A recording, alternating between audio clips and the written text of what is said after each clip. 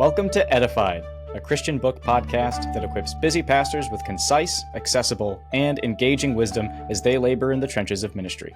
I'm your host, Marco Resendez, and my guests today, yes, it's the first time that we've got two on at the same time, are Coleman Ford and Shawn Wilhite.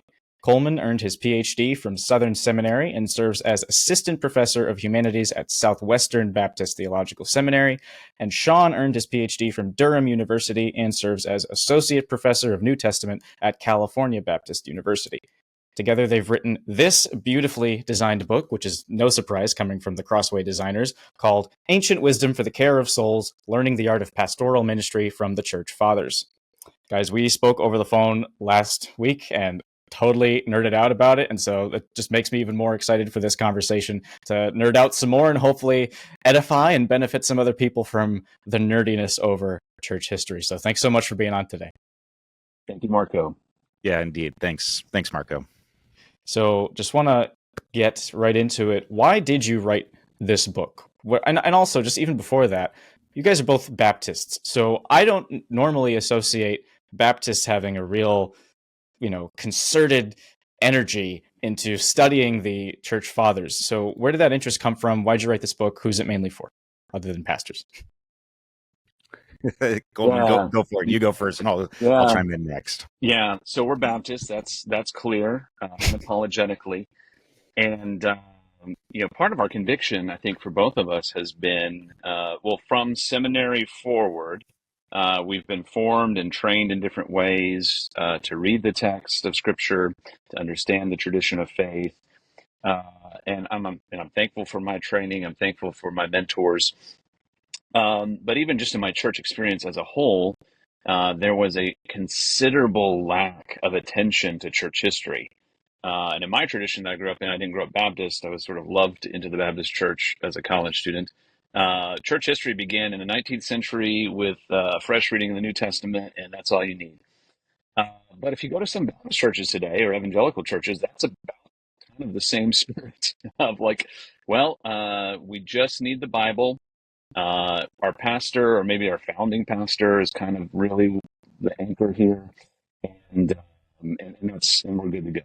So as we have sort of traversed the landscape of church ministry, both in serving churches as well as observing church ministry, we've just continued to notice a considerable lack of attention and appreciation for early Christianity, the first few centuries of the church, and how pivotal they are to forming our theological vision, but specifically for this book, our ministry vision, our ministry of abiding with God for the people of God. So that's kind of the core motivation that drove us to write this book. Shawn, anything you want to add to that? Yeah, no, I think you hit it. And this is going to be far more personal than it is observational. I think I was reading Gregory the Great on pastoral rule and taking a number of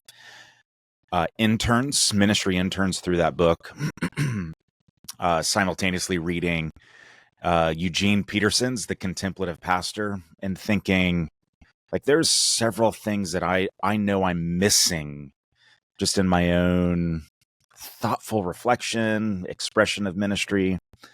And so why did I write the book?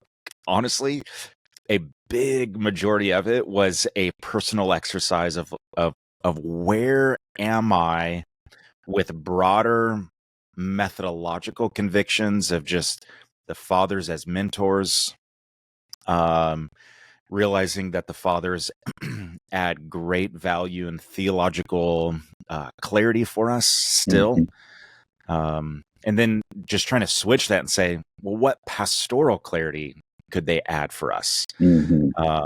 And so part of why did I write the book? A lot of it was personal as well. Mm-hmm. Yeah, if I want to add just one thing to what Shawn said, as we were working on the book, as we continued to sharpen and write, this kind of settled realization of this is the book we would want to put in front of a pastor. This is the book that we would have wanted to read as pastors in training. Not that we've said everything, and not that there's not other highly valuable resources, Mhm, but mhm, just sort of like our vision of pastoral ministry shaped by the fathers. This is what we would want to offer. This is kind of the gift we want to offer to pastors today. mhm, mhm, That's great. So you talk a lot about a classical vision of ministry in this book. What mhm, does that entail? mhm. What is that, Shawn? Yeah, I'll start first. I'll throw my hand in it first. A classical vision, rather than detailing points, it's more of a culture. So it's more of a habitus. These are the habits of an older model. Thinking of it as a bit slower, thinking of it in terms of a parish. I know that that might be an odd word, especially in our tradition. And I think there's something valuable of just knowing the people that literally are just right around the building and in the community, and being able to walk that parish. We offer five kind of points of reason. I'll just highlight a couple of them, not all five. One of them is to anchor the church in the creedal confessions. The Nicene Creed is not new. Um, Coleman and I are actually working on another project with looking at the Nicene Creed. It had probably 10 different functions in the early church, whether it be related to baptismal catechesis, whether it be theological anchoring. There are several sermons on the creed, simply just to inform the church. It's not until Saint Basil and the liturgy that's a kind of attributed to Basil, where the Nicene Creed enters into liturgical moves of the church. There are times where the Nicene Creed is preparatory for the Eucharist. So, like, there's several different functions then that the creed can have for the life of the church.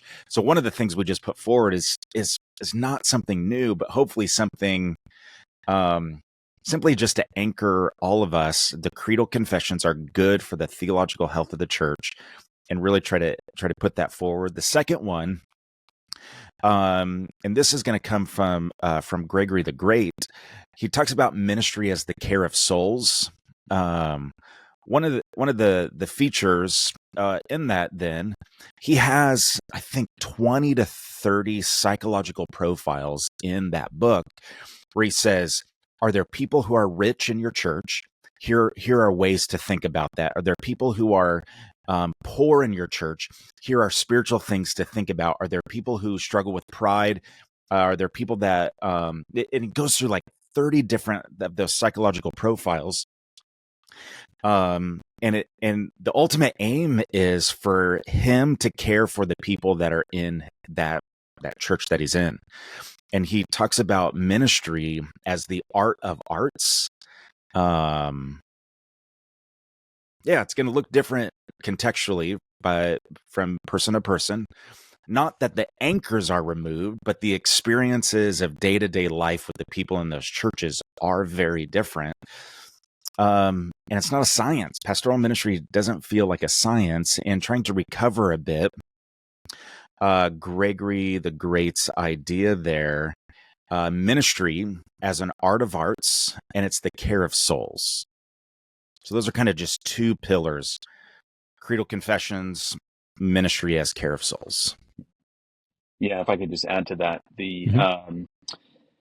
the way in which we use the word habitus, as Shawn mentioned, is really just trying to encapsulate what many have said as far as the pastoral Mm-hmm. function, in classical terms. And when I say classical terms, we're sort of saying, yes, pre-modern, uh, the early Mm-hmm. centuries of the church, these voices that we highlight in the book, but even up until fairly recent times, I would even say Mm-hmm. into the 20th century, where you have pastoral voices Mm-hmm. who are presenting, again, this classical vision. You are, some might call the pastor theologian, or you're someone who is called to care for and teach and minister unto a certain degree, that is sort of freed from the cares of statistics, denominational sort of concerns that might creep in when it comes to numbers, when it comes to giving. Not that those things are unimportant at a certain level, but what we're trying to think about is the more basic ideas of pastoral ministry that we see sort of indicated throughout various lives of these early church fathers that we mentioned. So, so not to say again that we've somehow uncovered, rescued this, but what it is just to continue to add voice, a new flavor, some historical ideas and portraits to give this classical vision that has been highlighted by others a little bit more depth, a little bit more thickness. Awesome. So one of the things you really go after, it seems, in this book is the CEO model of pastoring. Actually, right before I started this recording, an Orthodox friend of mine who works here at Christian Book, he dropped this off at my desk, and I was like, I have to read it. So it's a quote from Gregory of Nazianzus. He's not one of the four fathers that we're going to talk about today, but this is about. So I'll just read what he gave me. So it says, this curious complaint indicates the atmosphere in which the councils met. So violent were the passions aroused that sessions were not always restrained or dignified. And so Gregory's comment on just being at a general council, big church council, is, synods and councils I salute from a distance, for I know how troublesome they are. Never again will I sit in those gatherings of cranes and geese. So I don't think Gregory of Nazianzus, at the very least, would like the CEO model of pastoring. Anything having to do with a conference room, anything having to do with, anything like that. So let's get into that a little bit. The CEO model of pastoring, yay or nay? Yeah, the what was it? The cranes and what? Cranes and geese. Yeah, that's actually Coleman and I's punk rock band on the side. Like that's right. Of course. That is, we're touring next week, launching it in California. That's right. Get ready. We're going to take the world by storm. Yeah. That's incredible. I love that quote.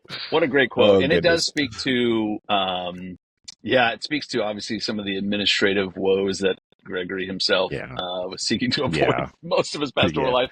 We touched on that a little bit in the book, as you mentioned. We're not going to touch on it today, but going back to that CEO model, what we need to consider is that the pastor has very rarely throughout church history ever been considered a business leader, a visionary, strategic planner. There are elements of all these things, of course, that go into pastoral ministry. But as far as the primary function, their role is not to keep the budget in the black. Their role is not to keep, if I can use this term, butts in the seats and report to stockholders. If you've been following Wall Street recently, right? We had a huge stock crash, a pretty significant stock decrease over the past couple of days, which some of you who are watching your retirement accounts may be a little bit, sort of twitchy at. But if things were to happen like that in the church, the pastor is not to be somehow held accountable in the sense of, why aren't there people here? Why don't we have the money coming in? Those things. What we want to say is that primarily, again, there's questions that can come with finances, the numeric number of people in the church. What we want to say is primarily the pastor as a leader is leading spiritually, leading with their own life, dwelling with God, their contemplation of God, inviting others into that life through their ministry of prayer, of care, of preaching and teaching. And then insofar as those questions do come up in pastoral ministry, financial questions, stewardship of people who might be on the members, the roster, so to speak, it is to be done in a much more spiritual manner than typical, or I would say, a lot of church models, at least that Shawn and I have experienced, and seen tend to go. And in some corners of the church, it's if those sort of CEO type statistics are not being met, well, then it's time to let go of that pastor. It's time to move on to the next thing, and so on and so forth, which ultimately leads to a breeding, in my opinion, of bitterness towards the pastorate, a mistrust, Mm-hmm. and also just a devaluing of the Mm-hmm. spiritual leadership that a pastor is called to exhibit Mm-hmm. in their community. So that's Mm-hmm. one thing to mention there. That's great. Yeah. Yeah. So actually, when I went to my accepted students day for my undergrad, I went to Gordon College. It's not saying anything wrong with the college necessarily. I'm just talking about when I first went there. It was the winter before I was going to start, and I originally went in to do Christian ministry as a major, and then eventually I wanted to deal more with the text, so I swapped over to biblical studies, and that was good for me. But I was speaking to a professor um, about what it would look like to do a Christian ministries degree, and she didn't agree with this, but she was just telling me the reality. She goes, get your Christian ministries degree, that's fine, but you might want to consider double majoring in business, because unfortunately a lot of churches today are run like a business. And I was only a Christian for like 2 years at that point, and that shocked me. And so the fact that she had seen enough people come through and graduate and then go be in ministry in other places, and just watching that happen, that tells you how common that probably is. Oh, indeed. Yeah, indeed. Yeah, I think we just need to be careful. Again, I want to reiterate there are facets of those things which are important for the church: organizational leadership, strategic Mm-hmm. planning, vision casting. That, of course, have a coherence with the business Mm-hmm. world. But of course, in some ways, we could argue the reason those things are important is because they are important for just general leadership of people, general leadership of an organization, of a community.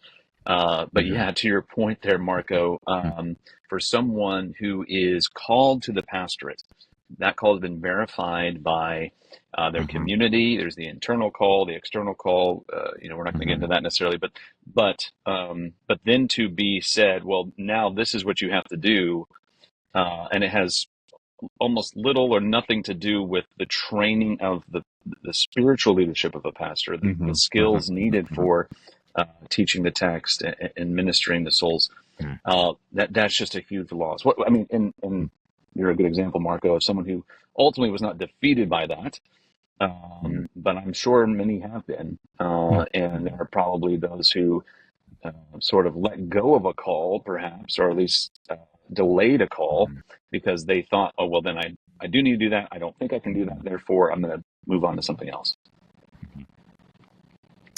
Yeah. Shawn, anything you want to add? Or No, it's great. No. Yeah, Right. yeah, that's great. Cool. So you use a word in here that I'm just ignorant of other people writing stuff, but I have never seen the word ressourcement before. What is ressourcement? You use this in the introduction. I'll take this one. All right. This is great. I love it. So ressourcement is essentially the English. It's really a French word, ressourcement. In the early 20th century, there's a French revival around the World Wars with Henry de Lubac, several others that authors would recognize. That readers would recognize within the Catholic tradition, some Eastern tradition, but it was in the French, the World War experience of the French culture. Part of it was a return to ancient sources in order to build a post-World society, a post-World War society. That concept morphed into other kind of clarifying ideas and just looking at modernism, the postmodern ideas. Essentially, at the base level, ressourcement is a modern thinker using ancient or older figures resourcing them for modern conversations. So theological retrieval would be in this as well. There are other methodological kind of concepts in this. I don't want to get lost in the weeds here. But ressourcement is not simply, I'm going to quote Augustine one line and then therefore I'm doing ressourcement. No. It's jumping into the ancient culture, looking at the full thought process of Augustine, his scriptural exegesis, his theological concerns, his theological motivations. And again, Augustine's not right on everything, so it's not trying to retrieve every single topic, but it's trying to resource the gold, if you will, and then bring it into modern discourse, which means Augustine sort of becomes a living voice. I want to use that phrase a bit loosely. And so it's not simply to rehearse the ancient arguments, but it's to make the ancient arguments come alive for modern concerns. Yeah, and I think to add to that, it's helpful, as Shawn said, to not proof text, and it's also the idea of, Shawn mentioned, it's arising out of a post-war context where previously the modern spirit said humanity can accomplish anything. We're on the trajectory toward utopia. We're on the trajectory toward scientific revolution after revolution, and then bombs fall, and then Hitler invades Poland. Right? I mean, all of these realities historically start to bring into question, well, what is the goal of humanity? What, have we fooled ourselves essentially over the past 200 years? Thank you, Immanuel Kant and John Locke and others who have said, actually, we've got this. Mankind's got this. God, if you're out there, great, have fun. We're good. Now we have, and as Shawn mentioned, it's primarily Roman Catholic theologians who are doing this, but quickly bled over into other traditions of saying, you know what, actually, the perennial questions of mankind are still relevant today, and we have a large body of knowledge and spiritual reflection that, for the most part, we've neglected or we've assumed and just kind of moved on. This is where, the ressourcement movement has been so key and pivotal. Yes, it's morphed, as Shawn said, in other ways, and in some ways is just now, over the past three decades or so, kind of reaching into evangelicalism. And the folks that we've had conversations with and been trained by have sort of been a little bit of the forerunners of that in the evangelical world, to say, okay, we now need to wrestle with these things. We now need to think about how some of the things that we've assumed to be true as best for the CEO model question, assumed for the success of a church, that actually might not be as healthy for us. So, so there's practical concerns that I think were very at the forefront of these individuals who were seeking to lead and shape the conversation, that we're still wrestling with today. Well, I need to repent in dust and ashes for saying ressourcement. My 6 years of French is gone, pushed out by Greek and Hebrew. Ressourcement. Marco, if there's ever a doubt, just pronounce it in the French way and then move on. Yeah, that's right. Just don't even think about it. Don't even apologize for it. Just move on. Well, it must be this, right? Ancient wisdom for the care of souls. Yeah, there we go. Yes, we just offended an entire nation. That is okay. Yes. Oh man. Yeah. Well, do I make French people more even angrier now? I'm Portuguese. Next question. I'm Portuguese. We beat France in the Euro 2016 final, so I'm going to move on from sport. There it is. And okay, just going to rub that in a little bit. We don't have to talk about what happened this summer because we lost to them. But anyway, your own description. Getting back on topic, your own description of how this book is organized is. This is from page 14. Each chapter of this book will seek to learn from a particular church father regarding the virtues and spiritual life of a pastor, the theological vision of a pastor, or the ministry of a pastor. As you read, we hope these facets will come together to provide a holistic picture of classical pastoral ministry. So I want to get into just four of the 10 fathers that you include in your book. And let's start with the one who's probably the most familiar to our audience, and that would be Augustine, or Augustine, however you choose to pronounce his name. So who was he, and why is he the theological pastor? So every pastor, every church father in this book has a little epithet. So we'll get through the other ones, but Augustine, the theological pastor, talk about him a little bit. Yeah, I think the theological pastor could be a bit confusing, right? As if he's the only one. We know that's not true. I'll briefly start this, and Shawn can pick it up. What we're trying to, kind of what Shawn mentioned a little bit with the previous question, is we're trying to recover the world, the theological reasoning, the theological of way of doing life, thinking through the text, thinking through how to engage the world, and really deeply produce theology that then serves the people of God. And this is sort of the thread or the through line throughout the entire book, is that these men were pastors or significant ministry leaders who were very concerned about the people in the pew, so to speak, in front of them.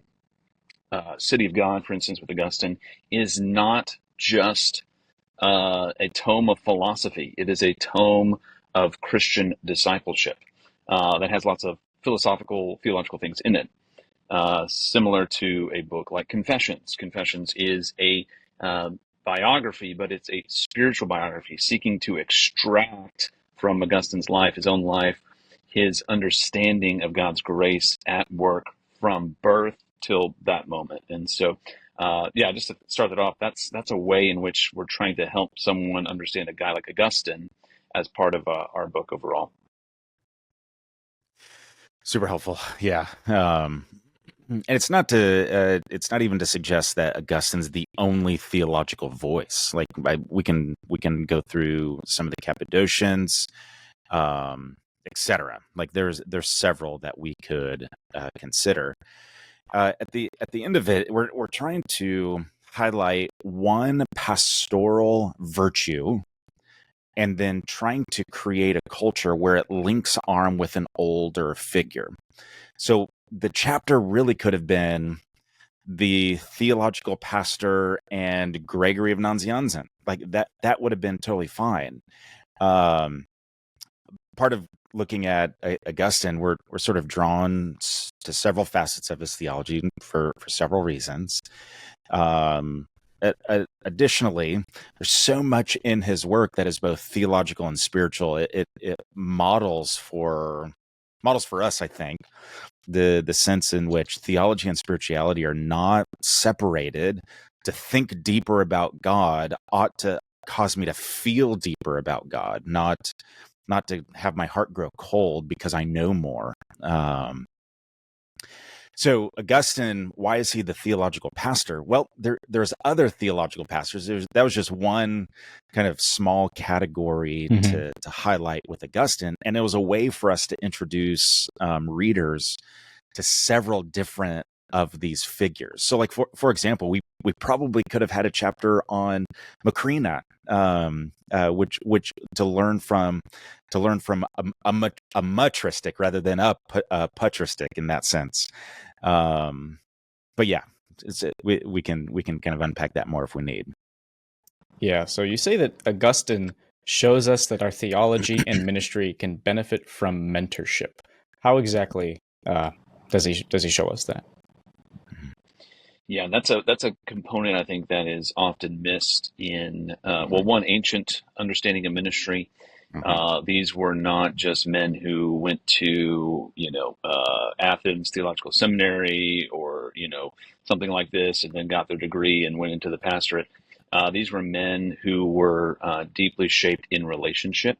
And then for Augustine in particular, there seems to be, there definitely is an intentional desire to mentor and befriend others for the sake of ministry, for the sake of helping them develop as leaders. You see this in his text specifically on Christian teaching, where he's seeking to help the reader, primarily the pastor, the speaker of God's word, to understand both the weight of the call and the ability and technique and desires of communicating.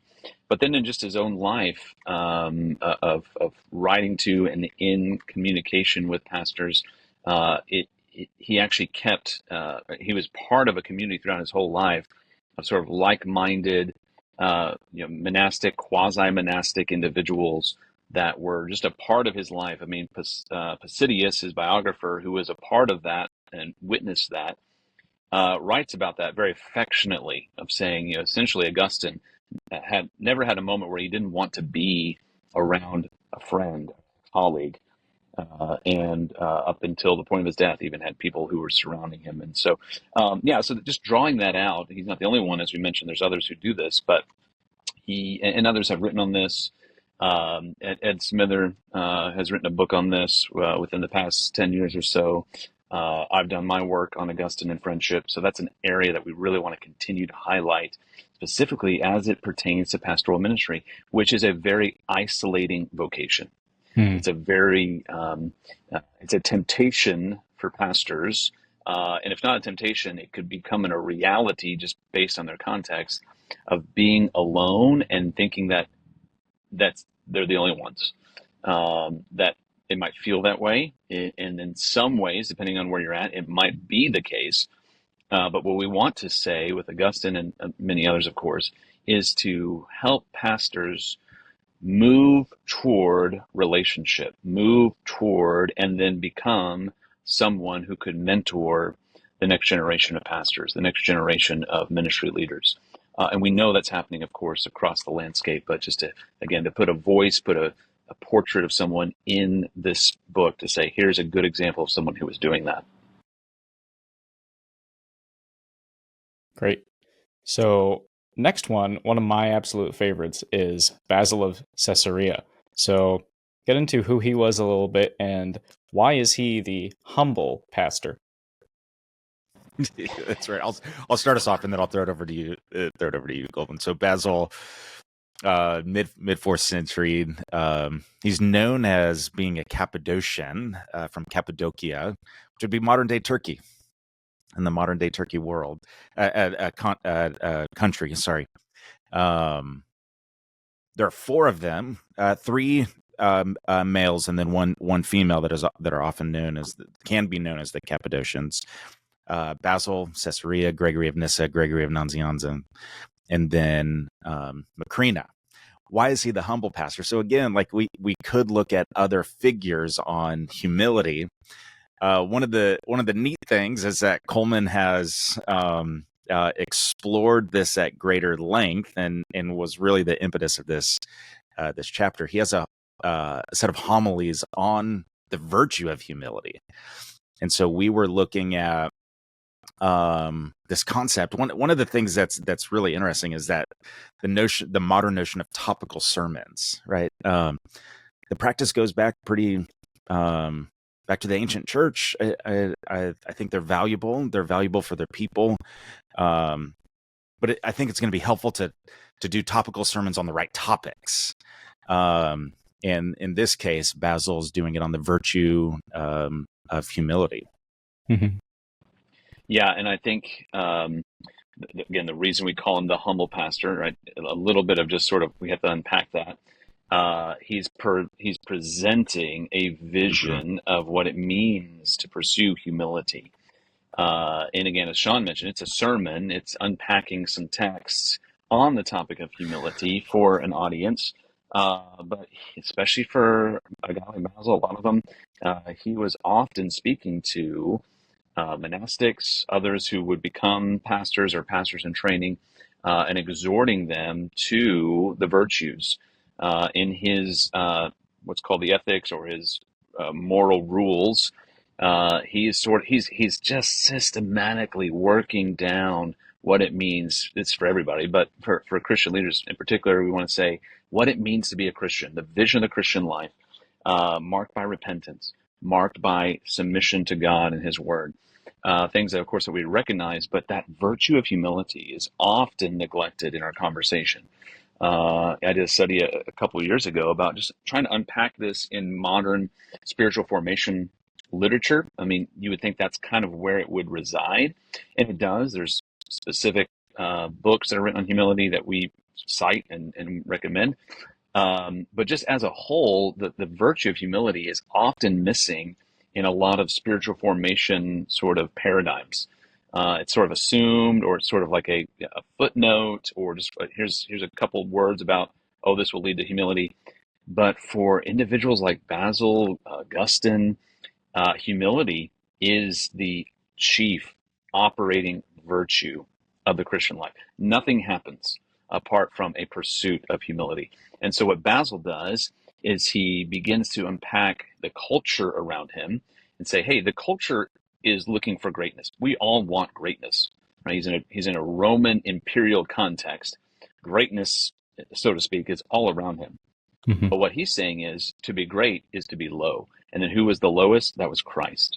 And when you yourself go low, you are actually raised up in the divine economy. There's plenty of scripture verses we could refer to on that in regards to Philippians 2 and others. But that's Basil's point, is that if you're seeking glory, right, and it's the right kind of glory, then you will pursue it in the right kind of way, which is the way of humility. And so Basil didn't corner that market. We're not saying that he was perfect. We're not saying that any of us are perfect in that. But the pursuit of that, the ongoing, lifelong pursuit of that, especially as a pastor, is absolutely pivotal if we want to lead people in that same way. And I fear, we talk about this a little bit, that that we platform individuals who might have a lot of the right ministry sort of check marks, but their heart might not always be being attuned to and led with a humble spirit. And of course, we can't always know that, but you could probably cite some fairly recent examples where it seems like, okay, that humility does not seem to have been on that person's radar or something like that. And that's not an indictment. That's just a reminder that that needs to be something all of us are thinking about, particularly Christian leaders, where the temptation might be, wow, they really liked my sermon. I must be a really good communicator. Oh, they asked me to speak at this conference. Wow, I must be really important. Oh, we've published a book on pastoral ministry in the church. We must be amazing people. But no, the Holy Spirit of God is saying to be like Christ is to be low, is to be brought low, and then to pursue God in the spirit of humility. Right. And so in Basil's Hexaemeron, the series of 9 homilies on the 6 days of creation, they're organized like day by day. So he preaches one message, and then the next day they come back together and he preaches again. But I just want to read this brief section because I think this really illustrates his humility and exactly what you're just talking about there, Coleman. Having this puffed up sense of self-importance was not something that Basil did. So at the beginning of the 3rd homily, he says, I know that many artisans belonging to mechanical trades are crowding around me. A day's labor hardly suffices to maintain them. Therefore, I am compelled to abridge my discourse so as to not keep them too long from their work. What shall I say to them? The time which you lend to God is not lost. He will return it to you with large interest. Whatever difficulties may trouble you, the Lord will disperse them.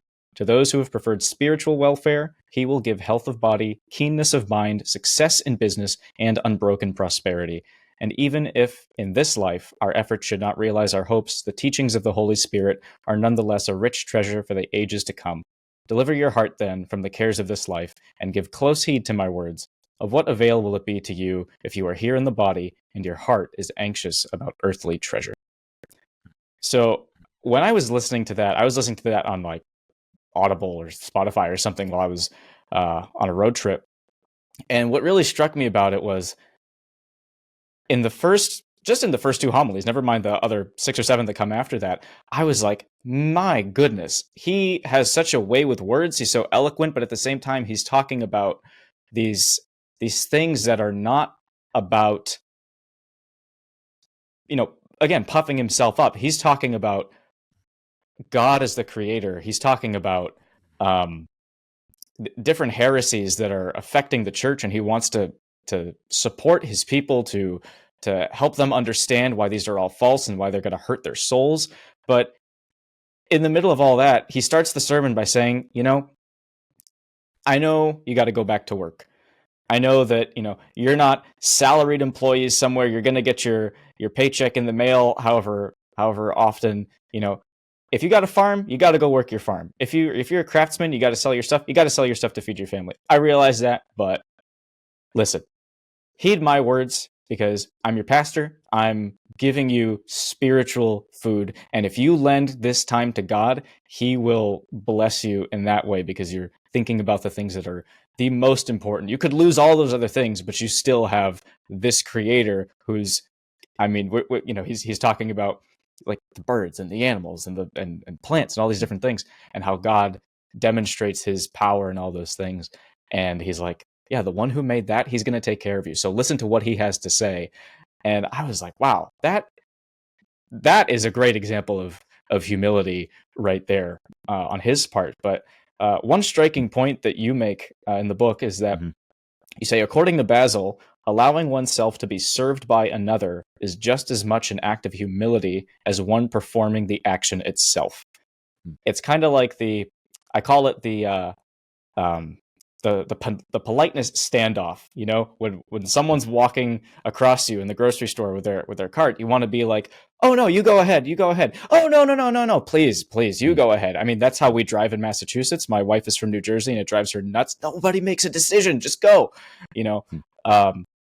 But yeah, why might allowing yourself to be served come as a challenge to a pastor? It's a great question. Yeah. As you started to ask that question, Marco, I was thinking of a lady in our church who people said, hey, if you want something done, like administratively, you just need to go to her. And it took me about 6 months to sort of work up the courage to say, hey, would you be able to do this? And I think the whole reason, going back to humility, was pride. I've got this. I know what I'm doing. I've got things in my mind that I'm going to work through. And then as I realize it, I say, well, one, I don't have it, to be honest. And then also it would serve this sister well to use the gifts and the desires that she has. And you know what? Within 48 hours of asking her to do a task that I had been putting off for 6 months, she had done it, and had done it with joy, and done it to a degree that I was probably unable to ever accomplish. So good. And again, it's pride, and it's this idea that to allow someone to serve is a grace, is a gift. And it's not just finding someone who has a pulse to do something. It's actually identifying people who have the gifts and abilities in your community, in your context, to say, you are uniquely suited to do this. I want you to step into this. Yes, I'm going to train you. Yes, we have resources, but we want you to take this on. And that is how the church grows. I mean, this is nothing new. This is how Paul talks about it in 1 Corinthians 12. But to allow someone to serve, could you have done it? Sure. But to allow someone to serve in that way, one is letting go of some pride, and it's also building up in ways that you alone could never do. So another Cappadocian father, the brother of Basil, Gregory of Nyssa. So you call him the spiritual pastor. So who is he? Why do you call him that? And yeah, I got a question on the sacred rhythms you talk about a little bit later. But let's just be introduced to Gregory of Nyssa. Coleman, you start. I'll take the latter part of those. Sure. Gregory Nyssa. Yeah. I mean, this is one of those fathers that I think we have not brought enough attention to within. Scholarship. There's tons of stuff actually on Nyssa, but within sort of your church history and your sort of practical ministry, Nyssa is sort of seen as this kind of weird third member, the Cappadocians who. He wasn't as educated as Basil and Gregory Nazianzus was. He seems to have some really flighty ideas. And why should we give him attention? He's not as propositional. He's not as theological, perhaps. So the argument would go. But what we want to help pastors understand with Nissa is this idea that, one, there's a way of expressing the spiritual life that Nissa does so beautifully, so well.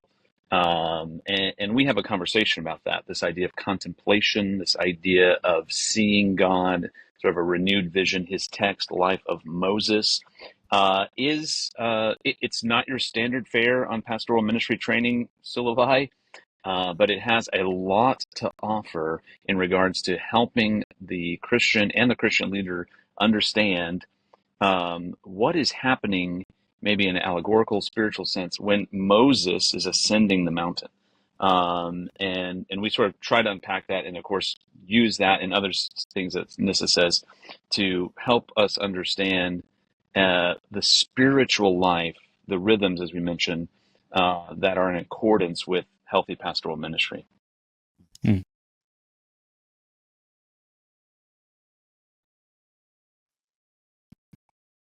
Shawn, do you want to add anything to that? No, that's great. Okay. That's great. I'm so sorry. I was going to say I was going to take the latter half of your questions about. Yeah, Gotcha. That was totally on Good. me. That was No, you're good. good. You just freaked me out because I thought our connection got cut. No, this is what it's like being a friend with me. Like it's just. Shawn was just imbibing Nissa in that moment. It's right. Contemplation. Right. That's right. Exactly. Yeah. What am I going to have for lunch later? Yeah, that was the contemplation. That thought's already crossed my mind a couple of times. You're good. Yeah. It's still morning for you over there in California. It is. I'm drinking my coffee. Yeah, okay. Yeah. Oh, so man. Forgive me, but I'm still drinking 104 my coffee. here for me. No. Oh, man. All right. So the latter part of the question for Shawn. There you go. That's me. That's me. One of the worst parts of the CEO model of pastoring is how nonstop it can become before you even realize it.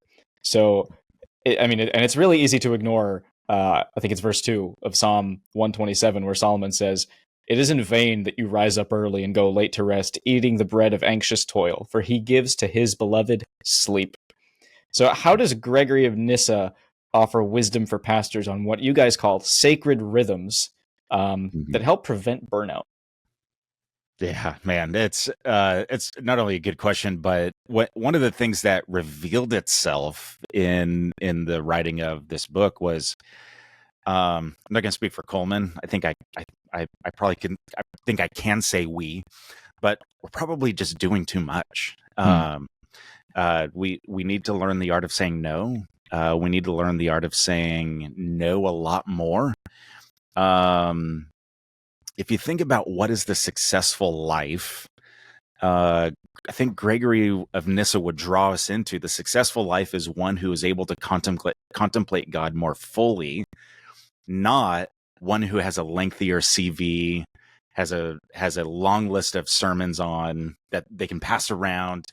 I have 2,000 people in the church. No. It's not necessarily physical observations that are markers of success. One of the things Nissen does in the life of Moses is that he paints the story of Moses going up Mount Sinai as the emblematic spiritual life. You're down at the base of the hill where there's tons of noise. Moses has to go up the hill, but he goes up the hill with just a few people. And then eventually he does have to trek all the way up by himself. And he uses him and Pseudo Dionysius use kind of this concept that to know God is found in silence and it is found in darkness. Where you go up higher and higher on Mount Sinai, it becomes darker, not necessarily lighter. That's a very neat concept that is not necessarily felt. They kind of have a sweeping hand right there. The pastor that is doing too much probably just needs to slow down. Saying this to me, saying this to Coleman, saying this to others, friends. The successful life is not, I taught 4 times this week. That doesn't necessarily mean success, because your soul could be just unearthed. But rather, is the soul quiet? Is your soul confident in God? Is your soul able to see and contemplate God, even though there's tons of noise around you? Well, that's the interesting thing about pastoral ministry. Coleman kind of touched on it earlier. People see the visible. People don't see the interior life. And so part of the goods of Gregory of Nyssa here is that a reminder of the spiritual life is the inner life of a person as it comes in contact with God. So the fruits of the Spirit is simply that. It's a miracle that we can display the fruits of the Spirit, because they are now physical markers of the Spirit coming in contact with your soul, and the fruit is that it's the byproduct of what is already happening within the inner life of the person. Yes. I don't. No, go ahead. I was going to just add a real Politeness life battle again. Real life example here. Not of myself, but I remember about a year, maybe 2 years ago, we were driving to church, and we were going down to the main road that gets to our church, and I saw our pastor walking away from the church. In between services, we have 2 services, and my immediate thought is, "Oh no, what's happening?" And they live nearby. He's, I guess, within walking distance of the church, but I thought that seems weird that he's leaving. And he was like, "Oh my gosh, something happened." He's despondent. So I texted him, said, "Hey, saw you walking. Everything okay?" I didn't hear back from him. He was in the second service. And then later he said, "Sorry, I was just sort of resetting my mind for preaching and for ministry." And that was a good reminder to me to say, no, he has, of course, lots of opportunity to interact, lots of opportunity to meet people. He's very good at that. That pastors need to also be okay with, and actually embrace more times of silence and solitude for ministry effectiveness. That's something that's lacking. Yeah, that's great. I would also be concerned if I just saw my pastor walking down the street looking super sad. But it's kind of natural to think that, but still, yeah, that's right. That's good. Yeah. So next, I want to touch on Athanasius, Athanasius of Alexandria, and his book on the Incarnation. So you call him the Christ-centered pastor. And just real quick, if you're a C.S. Lewis fan and you've never read On the Incarnation by Athanasius, C.S. Lewis would encourage you to read it, because he wrote the preface to the English translation of it years ago. But if you get the popular patristics version of it, you can read that. And if you are a really cool person, if you're a Greek nerd, you can get the one with the Greek original facing the English translation. But what was Athanasius, you guys, seeking to accomplish with this work? And how is this work a testament to his Christ-centered worldview as a pastor and as a theologian? Yeah, that's great. I'll throw in a quick one, and then Coleman jump in. And again, we could have done Cyril of Alexandria in the Christ-centered pastor with his On the Unity of Christ, or even Maximus the Confessor. Really, the idea is that here's one figure who is writing on Christology per se. One of the neat things about On the Incarnation that I would want to invite us into further reflection: salvation of humanity is predicated upon the whole person of Christ. This is going to sound odd, not just exclusively the cross, and so it's the whole life lived of the Son contributes to our salvation. Even in the Nicene Creed, for us and our salvation, he became human. And so part of On the Incarnation, it's trying to show what are the soteriological elements involved with the Son becoming incarnate. Yes, of course, it is an incredible divine mystery of the eternal God, the eternal second person, becoming flesh, taking on human nature as his own. Yet God's nature in the Son remains immutable, impassible. It's an incredible mystery. But part of that is that it actually contributes part and parcel to our salvation. Here's kind of just one example, and I'm not certain that Cyril, I'm not certain that Athanasius talks about this, but Gregory of Nazianzen certainly does. Whatever the Son assumes, he redeems. So, of course, even the inner core of what it means to be human, Gregory of Nazianzen is advocating that the Son assumes that in order to redeem that. This goes all the way down through human emotion, human sorrow, human suffering, anything and everything that the Son assumes, he's redeeming. And so part of what we're trying to get across here with Athanasius is that here is a figure that is providing considerable energy on Christology, but Christology for the person in front of them and their salvation. Yeah, for us and our salvation, as the Creed says, is pivotal for Athanasius because, in response to the Arian controversy, which he is present at Nicaea, and then, of course, that launches him into an entire career for the next 40 years or so of responding to Arius and to those who sort of have been influenced by his ideas. They too would have said they're Christ-centered. Right? I mean, Arius thought he was Christ-centered. Eusebius of Nicomedia thought he was Christ-centered. Eunomius later thought he was Christ-centered. The problem is it's the wrong Christ. It's not a full biblical portrait of Christ. It's sort of a piecemeal Christ.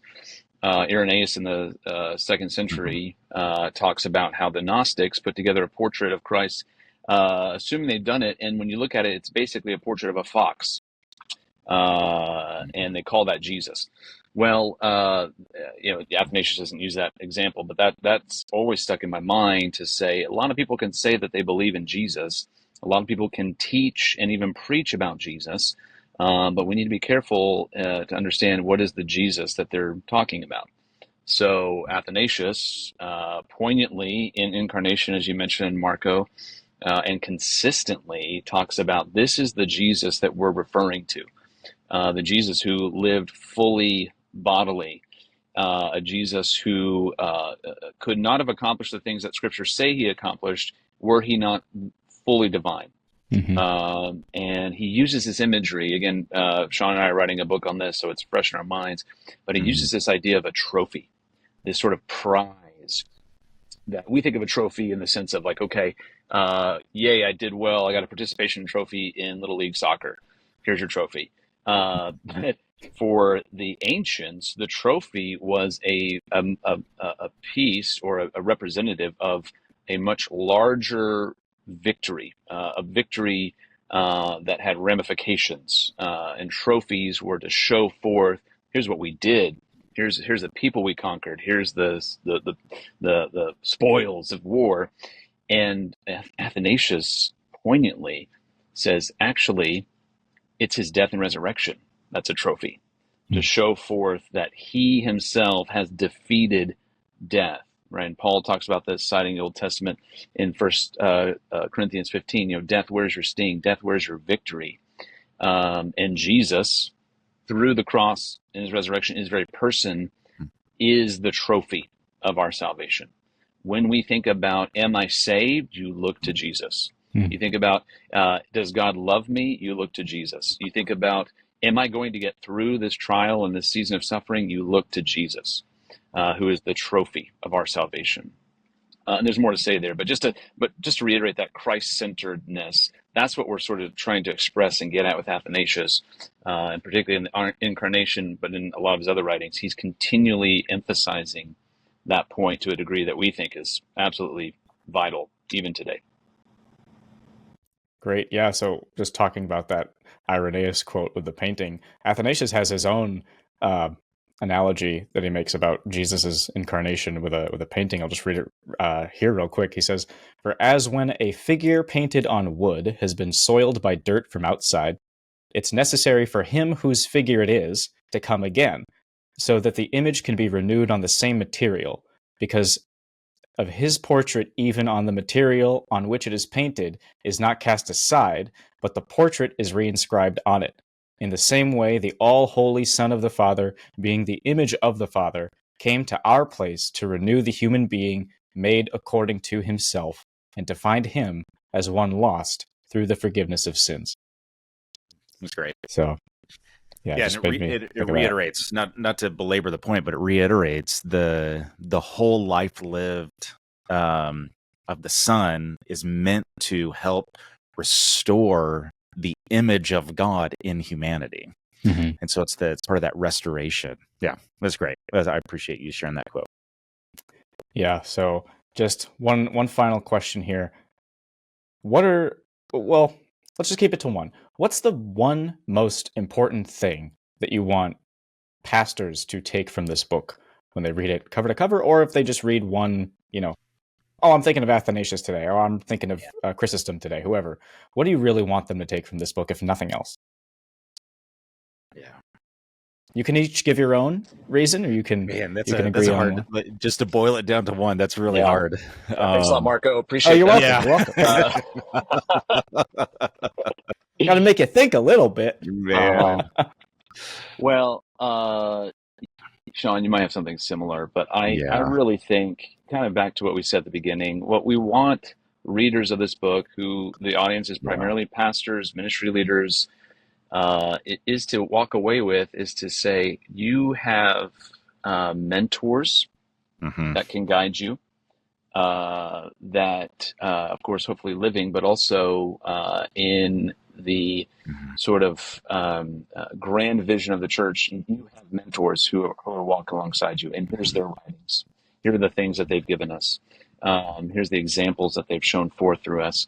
And not to extol one or to sort of say this is the end all be all, but to help pastors expand their vision, to say pastoral ministry is something that has been thought about, written about, and there are portraits of pastors that maybe I need to consider that go beyond sort of my tradition that started in the 16th century, or my church that was planted last year, right, or something like this, to say, no, we as Christians have people, leaders, mentors, fathers who can still speak today, and help us with our ministry task.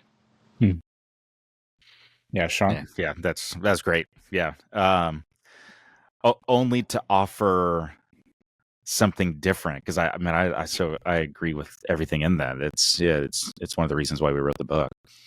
But to even just touch on the spiritual aspect, I hope pastors slow down to contemplate God, to minister from a place of slowness and spiritual health, rather than from a position of rushedness. And part of that is being anchored in an older way of life, an older tradition, linking arms with older figures, to help show the way forward for us. Well, the time I dreaded has come. We gotta finally end the show, and I'm sad. But if you're listening, you don't have to be sad, because you can go to christianbook.com and buy your copy of Ancient Wisdom for the Care of Souls, Learning the Art of Pastoral Ministry from the Church Fathers by Coleman Ford and Shawn Wilhite. Also, just going to plug a couple of really good study Bibles real quick if listeners are into this kind of thing. The ESV Church History Study Bible. If you like all of church history and you want stuff from the Church Fathers or, the Puritans, Reformers, pretty much anybody in church history, that's a great resource. Also, let me turn around here and just slide back and grab this guy off the shelf. This is the CSB Ancient Faith Study Bible. This one has, let's see what the back says. Study notes from the early church, twisted truth callouts. That's where they're showing you different heresies and stuff like that. Profiles of early church fathers, an author index to easily find commentary from individual church fathers. So, shocker, I work for Christian Book. I'm plugging Bibles. Guys, buy these Bibles. They're great. You can read them alongside the popular Patristic series. Just get everything here. Yes. But primarily, if you're going to get anything, I'm just kidding. It is a very low price. A very low price. You got to get Ancient Wisdom for the Care of Souls. Almost totally destroyed my whole setup here. This is fine. Anyway, you guys, this has been an extremely fun time to chat together. Really, really enjoyed the book. And I think it is going to help a lot of pastors slow down, recover something that was really important to the early church. And so I'm going to finally let you guys go. I don't want to. We could talk for another couple hours, but I'm going to let you go. Going to go let Shawn eat lunch. And so just the benediction that I give to every guest at the end of the show as you're pastoring people and training up future pastors. May the Lord bless you as you strive to excel for the edification of the church. Thank you guys so much for being on today. Thank you, Marco. Marco, thanks so much.